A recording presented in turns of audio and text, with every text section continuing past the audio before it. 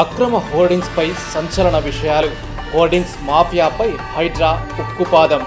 హైదరాబాద్ మహానగరంలో అక్రమ హోర్డింగ్లు కలకలం రేపుతున్నాయి. హైడ్రా చర్యలతో వేల సంఖ్యలో అనుమతులు లేని హోర్డింగ్లు బయటపడ్డాయి.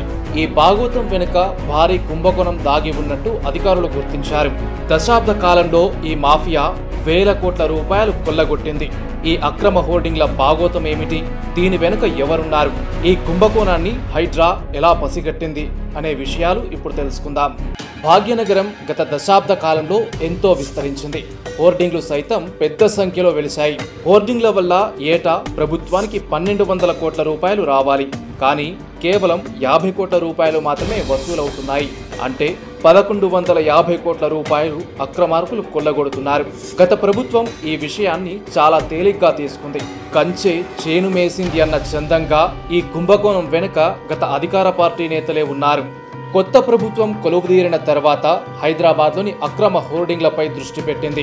ఈ వ్యవహారాన్ని హైడ్రాకు అప్పగించింది.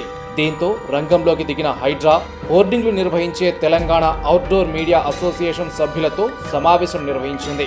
అక్రమ హోర్డింగ్లు ఉన్నాయని వారే ఒప్పుకున్నారు. వాటిని వెంటనే తొలగిస్తామని, ఇకపై అనుమతులు లేకుండా హోర్డింగ్లు పెట్టబోమని హామీ ఇచ్చారు. హైడ్రా కమిషనర్ ఏవి రంగనాథ్ వీరితో 3 సార్లు సమావేశమయ్యారు. గడువులోగా స్వచ్ఛందంగా తొలగించుకోవాలని ఆదేశించారు. అక్రమ హోర్డింగ్లపై సమాచారం ఇవ్వాలని కూడా కోరారు. దీనికి ఒప్పుకున్న అవుట్డోర్ మీడియా అసోసియేషన్ సభ్యులు మరో కొత్త నాటకానికి తెరలేపారు. హైడ్రాతో సమావేశం అనంతరం అక్రమ హోర్డింగ్లు తొలగిస్తామన్న వ్యాపారులు ప్రతిపక్షాలతో చేతులు కలిపారు. ఈ విషయంలో హైడ్రాను బద్నాం చేయాలని భావించారు. అక్రమ హోర్డింగ్లను ఏమాత్రం తొలగించలేదు. సమాచారం ఇవ్వకుండా హైడ్రాకు సహకరించలేదు. ఇక హైడ్రా అధికారులు రంగంలోకి దిగారు. ఒక్కొక్కటిగా అక్రమ హోర్డింగ్స్ తొలగించడం మొదలుపెట్టారు. అనుమతులు తప్పనిసరిగా తీసుకోవాలని హుకుం జారీ చేశారు. వాస్తవానికి హోర్డింగ్ల ద్వారా ఓఆర్ఆర్ పరిధిలో ప్రభుత్వానికి 1200 కోట్ల రూపాయల ఆదాయం రావాలి. జీహెచ్ఎంసీకి 500 కోట్ల రూపాయలు, మున్సిపాలిటీలకు 700 కోట్ల రూపాయలు రావాలి. అక్రమ హోర్డింగ్లు హైడ్రా అధికారులు తొలగిస్తే ప్రతిపక్షాలకు మింగుడు పడలేదు. హైడ్రా చర్యలకు మోకాలడ్డింది. ఈ వ్యవహారంతో ప్రభుత్వాన్ని బద్నాం చేయాలనే ఉద్దేశంతో అబద్ధాలు ప్రచారం చేయడం మొదలుపెట్టారు. అక్రమ హోర్డింగ్లు పెట్టి వీటికి అనుమతులున్నాయని దుష్ప్రచారం చేశారు.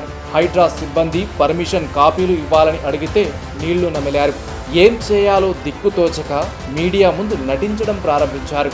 దీనికి కర్త, కర్మ, క్రియ ప్రతిపక్ష పార్టీ అని స్పష్టంగా తెలుస్తోంది. ప్రభుత్వం అంటే ప్రజలు. ప్రజల ఆదాయంతోనే ప్రభుత్వం నడుస్తుంది.